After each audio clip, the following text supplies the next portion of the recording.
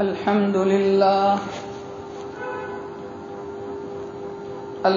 لله الذي هدانا لهذا وما كنا لنهتدي لولا أن هدانا الله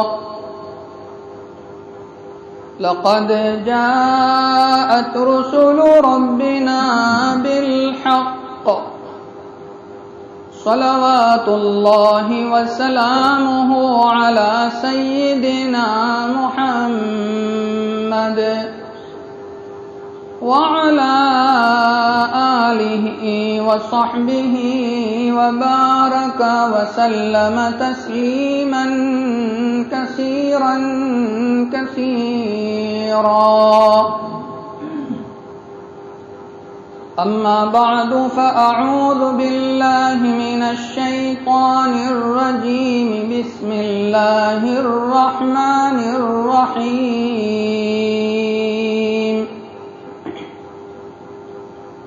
الرحمن علم القرآن خلق الإنسان علمه البيان.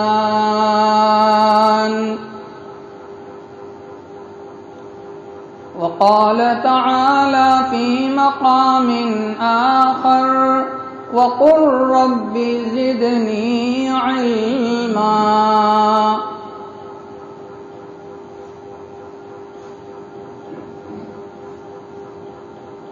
وقال النبي صلى الله عليه وسلم خيركم من تعلم القرآن وعلمه.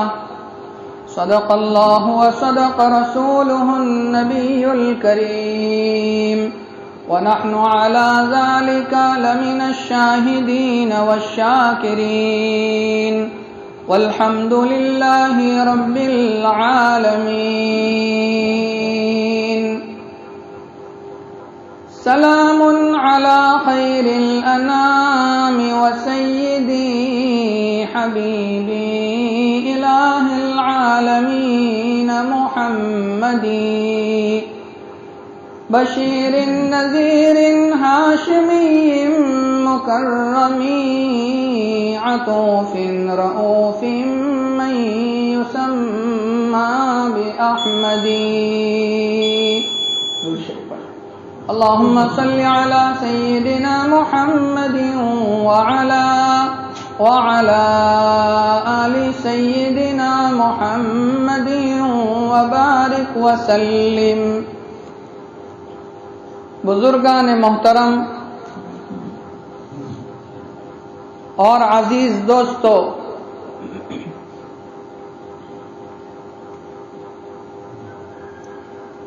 حق تعالی شانہ نے جتنی نعمتوں سے ہمیں نوازا ہے،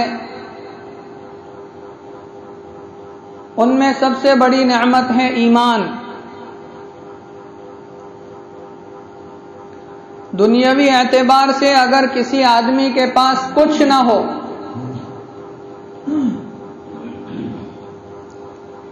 کھلے میں فٹ پاتھ پر زندگی گزارتا ہو، ظاہری اسباب سے بالکل خالی ہو، لیکن اگر اس کے پاس ایمان ہے اور اس ایمان کو بچا کر کے قبر میں لے گیا تو یہ دنیا کا کامیاب ترین انسان ہے.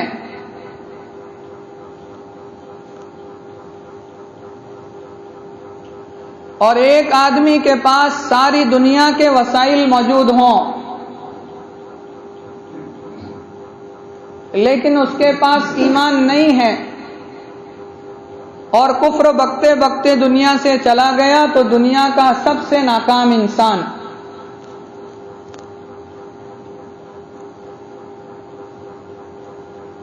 کامیابی کا ایک پیمانہ قرآن اور حدیث بیان کرتا ہے، اللہ اور اس کے رسول نے بیان کیا ہے، اور ایک پیمانہ ہم نے بنایا ہے.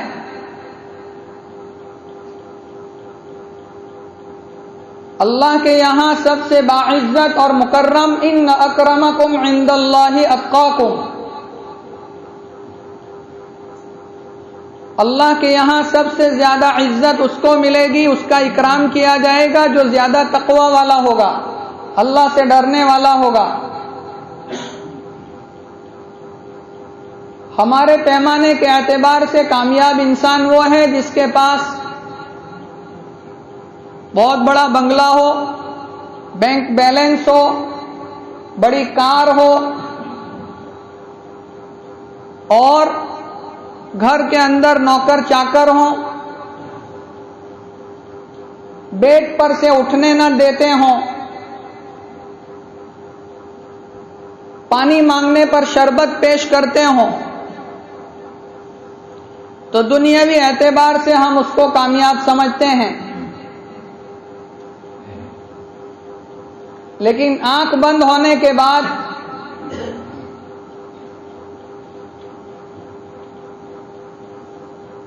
اگر یہ کلمہ لے کر نہیں گیا ہے تو سب سے ناکام انسان۔ تو سب سے بڑی دولت جو ہمیں ملی ہے وہ ہے ایمان۔ اب اس کی حفاظت ہمارے لیے ضروری ہے، بغیر مانگے، بغیر محنت کے اللہ نے محض اپنے فضل و کرم سے یہ ایمان کی دولت ہمیں عطا کی، اس پر اللہ کا شکر بھی ادا کریں اور اس کو بچانے کی محنت بھی کریں، اور جن وجہوں سے، جن چیزوں سے یہ ایمان بچتا ہے ان کی بھی ہم رکشا کریں، ان کی بھی حفاظت کریں۔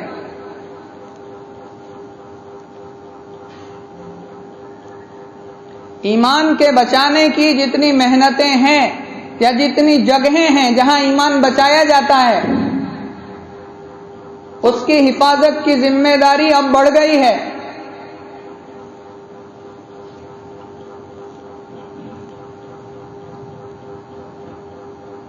انگریزوں نے جب مکمل قبضہ کر لیا ملک کے اوپر تو انہوں نے وہاں سے پادریوں کو بلایا اور عیسائیت کی ترویج کے لیے، تبلیغ کے لیے بڑے بڑے پادریوں کو اتارا میدان میں کہ ہندوستان کے جو لوگ ہیں وہ رنگ و نسل کے اعتبار سے تو ہندوستانی ہوں، لیکن ذہنی اعتبار سے، علمی اور تعلیمی اعتبار سے وہ انگریز ہوں۔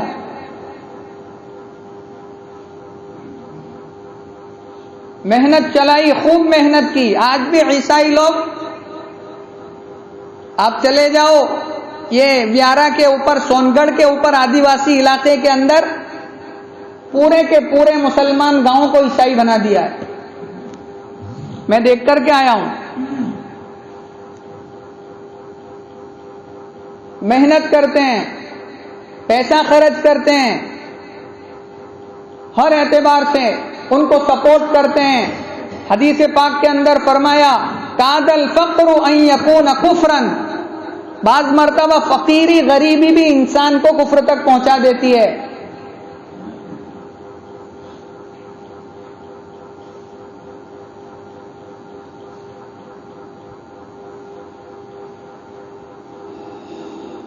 تو محنت کے بعد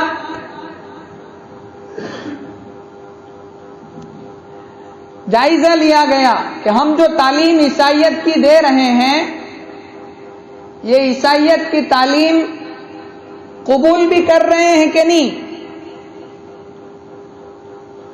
جانچ کرنے کے بعد رپورٹ پیش کی گئی کہ سب بچے ہماری عیسائی تعلیم کو ایکسپٹ کر رہے ہیں۔ لارڈ میکالے کو اسپیشل بھیجا تھا اور اس نے تعلیم کا یہ نظام ہندوستان میں قائم کیا تھا کہ رنگ و نسل کے اعتبار سے ہندوستانی رہیں، لیکن ذہنی اور تعلیمی اعتبار سے ہندوستان کے بچے انگریز بنے۔ وہاں رپورٹ پیش کی گئی کہ ہماری تعلیم کو سارے بچے ایکسپٹ کر رہے ہیں سوائے مسلمان کے۔ اللہ ہمارے ان دارالعلوم دیوبند کے اکابرین کی قبروں کو نور سے منور فرمائے۔ چٹائیوں پر بیٹھ کر زندگی گزار دی، روکھا سوکھا کھا کر زندگی گزار دی، انگریز کے سامنے جھکے نہیں، اور 1866 کے اندر دارالعلوم دیوبند کی بنیاد انار کے درخت کے نیچے رکھی۔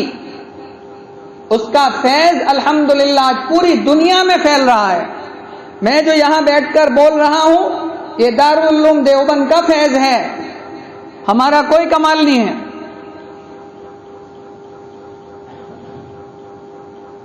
انہوں نے مکاتب کا جال بچھایا، ہر گاؤں کے اندر مکاتب قائم کیے۔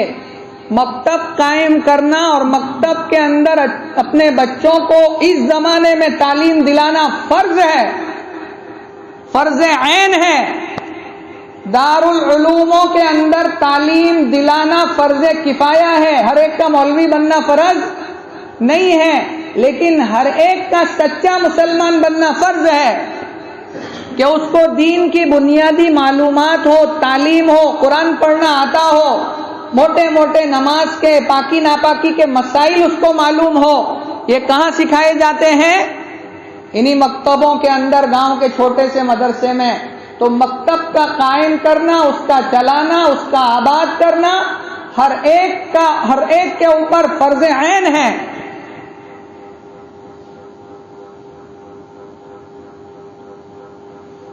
آج جو محنت ہو رہی ہے لارڈ میکالے والی، آج بھی اسکولوں کے اندر نیا تعلیمی نظام قائم کیا گیا ہے، اور اس نظام کے ذریعے سے RSS اور یہ جو لوگ ہیں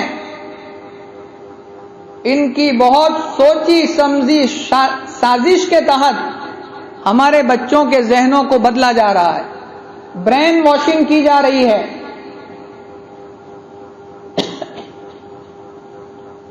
ابھی آیا تھا اخبارات کے اندر بھی،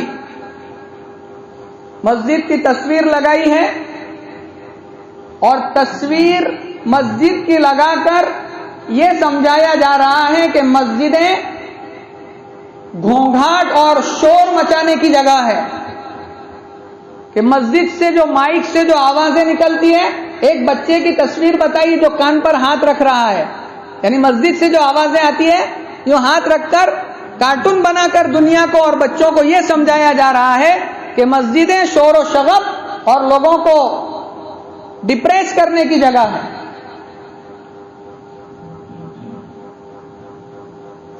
ایک کتاب کے اندر ہندی کی جو ہمارے بچوں کو پڑھائی جاتی ہے، اسلام کے 6 ارکان بتائے، اس میں 6واں ارکان جہاد بتایا۔ ہمیں معلوم بھی نہیں کیا چل رہا ہے۔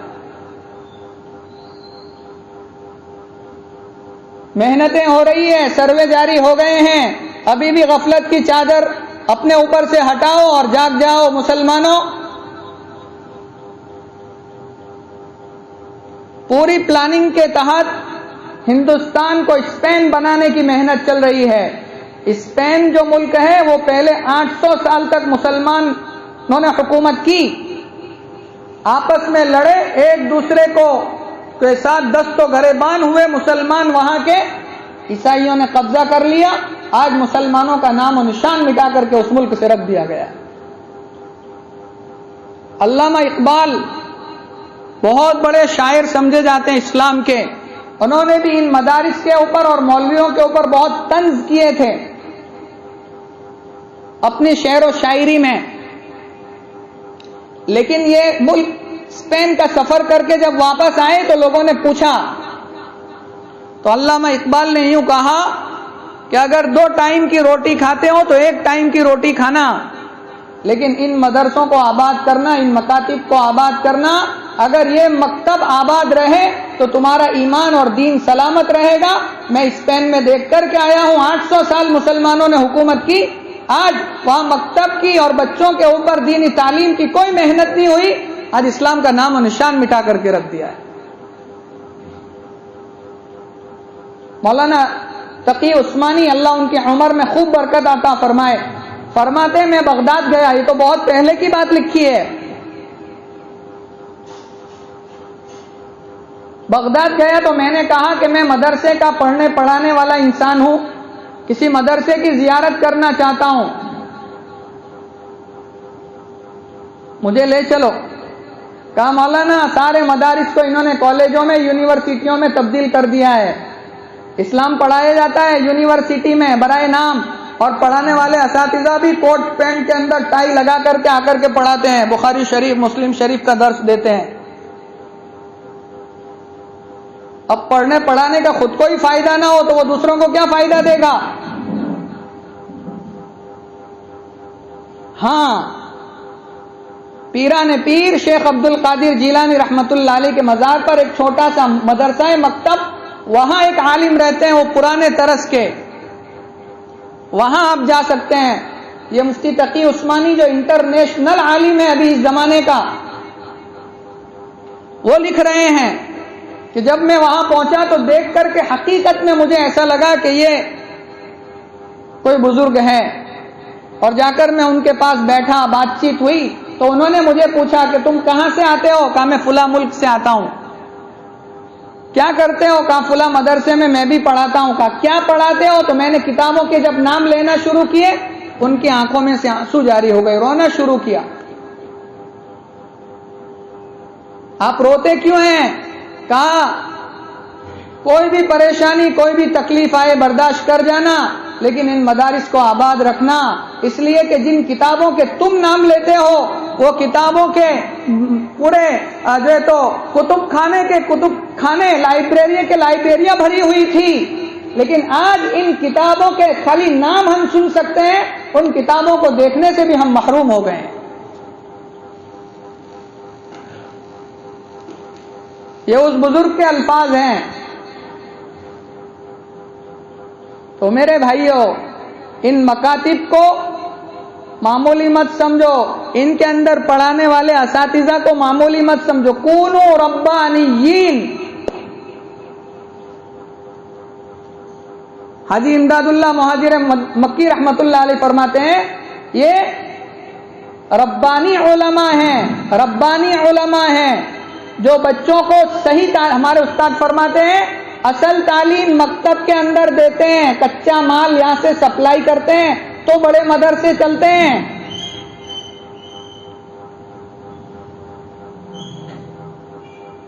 اس لیے ان مکتبوں کی، ان مدرسوں کی فکر کرنا ہم میں سے ہر ایک کی ذمہ داری ہے۔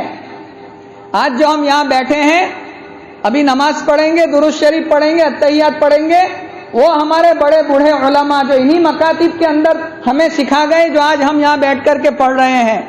لیکن کبھی بھول سے بھی 3 مرتبہ قل ہو اللہ پڑھ کر اس کی قبر پر جا کر تو کیا، یہاں بیٹھ کر کے بھی نہیں بخشتے ہم، اتنے ناقدرے ہو گئے علم کے اعتبار سے۔ میں نے اپنے جوانوں کے اندر ایک چیز نوٹ کی، جب ہم مسجد سے نماز پڑھ کر باہر نکلتے ہیں تو ہماری چمپل علماء کی چمپل صحیح ملتی ہے، اس طرف چمپل سیدھی کرتے ہیں کچھ علماء، کچھ نوجوان علماء کی، اللہ ان کو جزائے خیر عطا فرمائے۔ ہم جانتے نہیں، لیکن اس سے پتا چلتا ہے کہ ہمارے علماء، ہمارے جوانوں کے اندر علم کی قدر ابھی بھی ہے اور جذبہ ہے، اللہ قائم رکھے۔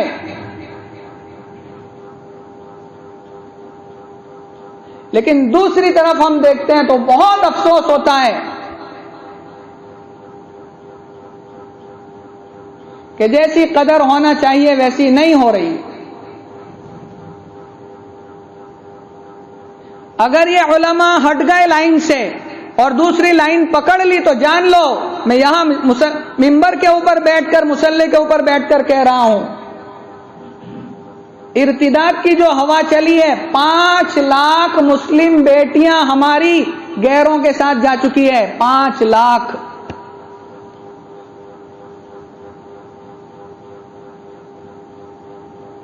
مولانا ظفر احمد عثمانی تھانوی رحمت اللہ علیہ، ان کی قبر کو نور سے منور فرمائے، فرماتے تھے میں قسم کھا کر کہہ سکتا ہوں کہ جو بچہ گاؤں کے مکتب مدرسے میں پڑھا ہوگا وہ چاہے دنیا کے کسی بھی کونے میں چلا جائے، کوئی اس کے ایمان کو نہیں چھین سکتا۔ یہ مدرسے میں بیٹھ کر، مکتب میں بیٹھ کر استاد اس کے عقیدے کو، اس کے ایمان کو صحیح کرتے ہیں، اس کے کلمے کو صحیح کرتے ہیں، اور اس کے دماغ میں یہ بٹھاتے ہیں کہ کرنے والی ذات اللہ کی ہے، دنیا کی کوئی طاقت تمہیں ذلیل نہیں کر سکتی اگر اللہ نہ چاہے، اس کے دماغ میں یہ بٹھاتے ہیں علماء۔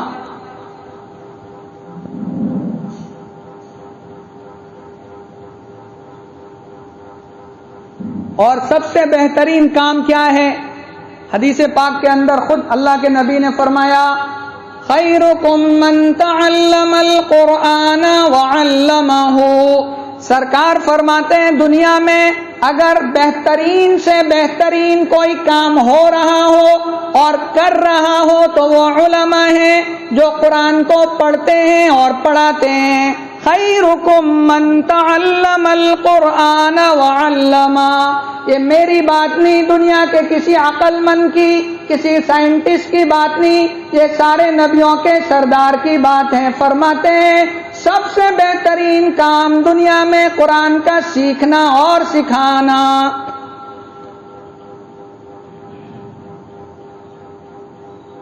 اگر ابھی بھی قرآن صحیح نہیں ہے، سیکھنا چاہتے ہیں، کوئی عالم آپ کو منع نہیں کرے گا، بیٹھ جاؤ. وہ ہمارے ایک نوجوان ساتھی ہے عبدالعزیز، میں آیا اور ملاقات کی، مجھے پتا چلا، میں نے بٹھا دیا. 28 سپارے ہونے جا رہے ہیں حفظ. یہ تمہارے گاؤں کے لیے، ہمارے گاؤں کے لیے سعادت مندی کی بات ہے. 50 سال سے زیادہ کی عمر ہے. کون کہتا ہے قرآن یاد نہیں ہوتا؟ پوچھ لو.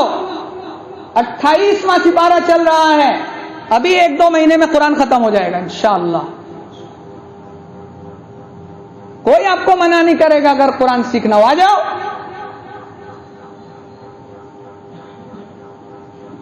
ہاں، تو پوری بات کا خلاصہ یہ میرے بھائیوں، سب سے بہترین کام ہے قرآن کا سیکھنا اور سکھانا.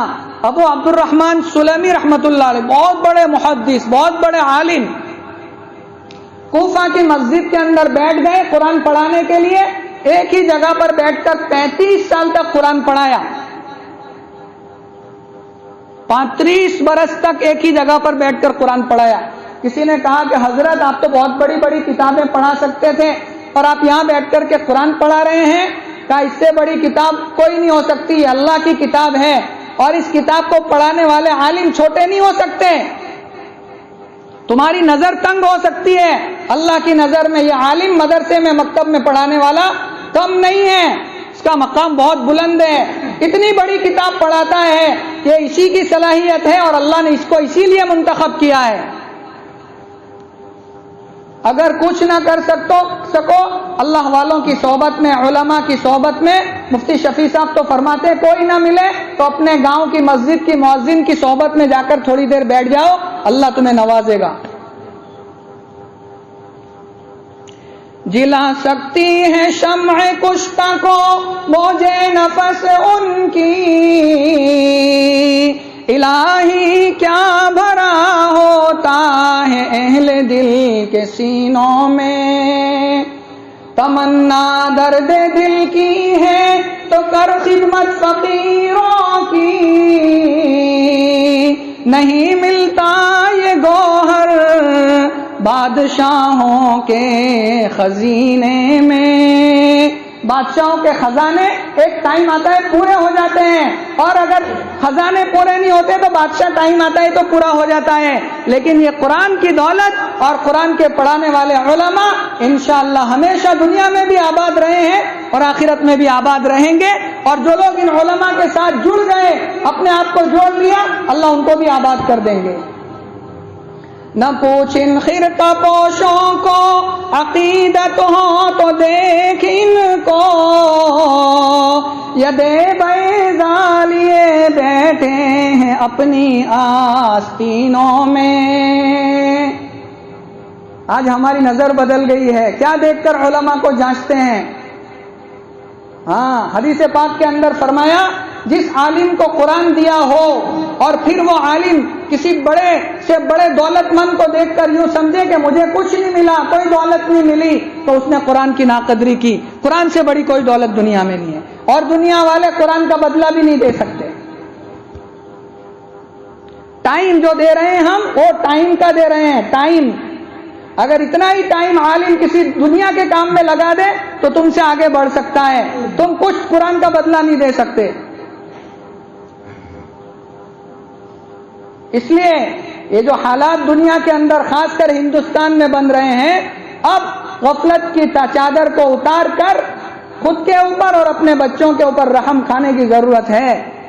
ہاں، ایک دن اگر بچہ مدرسے میں سے غیر حاضر رہتا ہے 40 دن کی تعلیم کی برکت اللہ اٹھا دیتے ہیں۔ اب سوچو ہم خود اپنے بچوں کا کتنا نقصان کرتے ہیں۔ اساتذہ مدرسہ کھلا ہوا ہے، جن لوگوں نے مدرسے کے لیے مسجد کے لیے زمینیں دی اور جن لوگوں نے مساجد اور مدارس بنائے اور قبروں میں چلے گئے، اللہ ان کی قبروں کو نور سے منور فرمائے۔ میں تو کہا کرتا ہوں خاص اب تمہارے لیے تمہاری حیثیت نہیں ہے مدرسہ مسجد بنانے کی، وہ بڑے بوڑھے جو بنا کر کے گئے ان کی خالی حفاظت کر لو تو بہت ہے۔ جن لوگوں نے مسجد اور مدرسے میں لگنے والا روپیہ، سب سے بہترین روپیہ، اس سے بہترین جگہ کوئی نہیں ہو سکتی۔ ایک واقعہ یاد آ گیا ہے لیکن وقت اجازت نہیں دیتی۔ حضرت فروخ کا واقعہ بیان کر دوں میں، 4-5 منٹ لوں گا، زیادہ نہیں۔ حضرت فروخ جہاد کے اندر نکل گئے، بیوی حمل سے تھی، پیٹ میں بچہ تھا۔ 30,000 درہم چاندی کے سکے، 30,000 اس زمانے میں، آج کے لاکھوں کروڑ، حساب لگا لینا جا کر کے، ابھی حساب لگانے کا وقت نہیں ہے۔ 30,000 دینار بیوی کو دیے، کہا میں جہاد میں جا رہا ہوں، اب کب آؤں گا نہیں بتا سکتا، یہ 30,000 درہم تیرے پاس ہے، بچہ دنیا میں آوے اس کی تربیت کرنا، اس کے پیچھے خرچ کرنا، میں تو جا رہا ہوں۔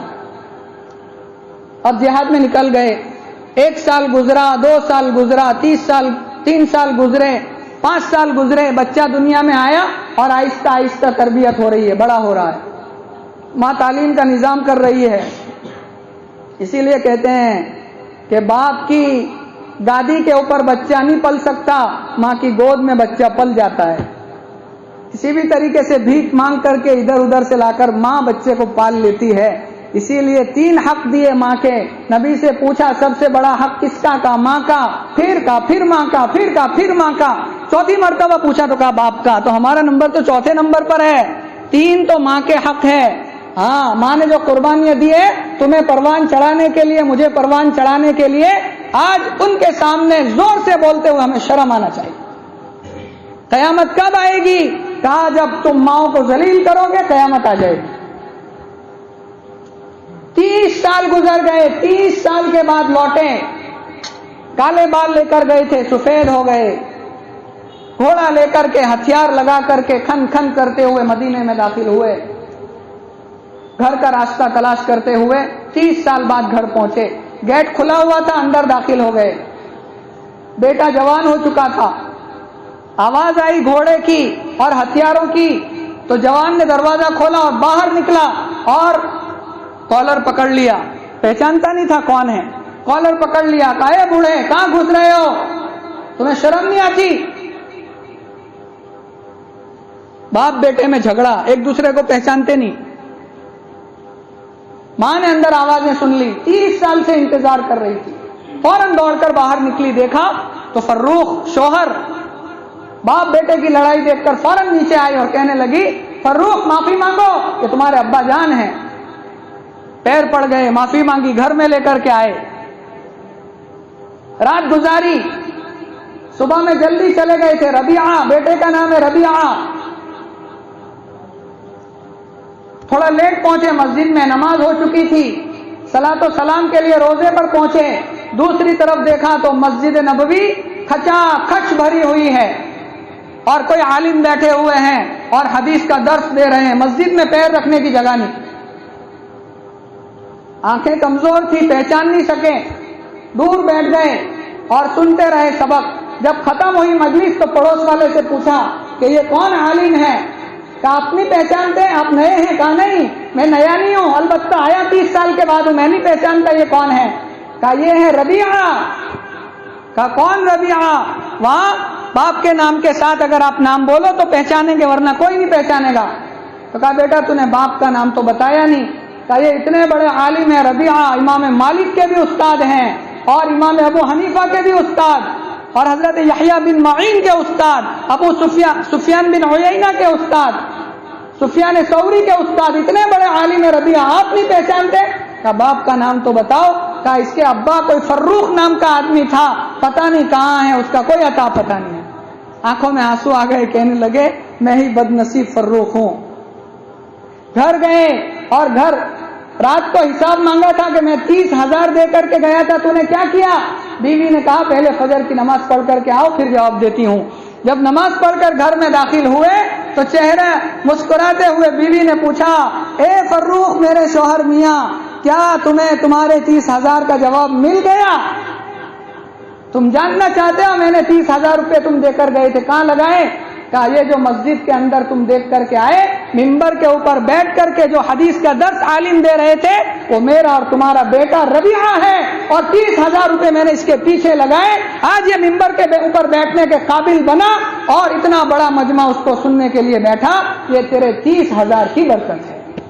تو تمہارا لگنے والا پیسہ میرے بھائیوں اگر مسجد کے اندر لگے گا، مدرسے کے اندر لگے گا، اس سے بہتر لگنے کی جگہ کوئی نہیں۔ اللہ آپ سب کے مال میں خوب برکت عطا فرمائے۔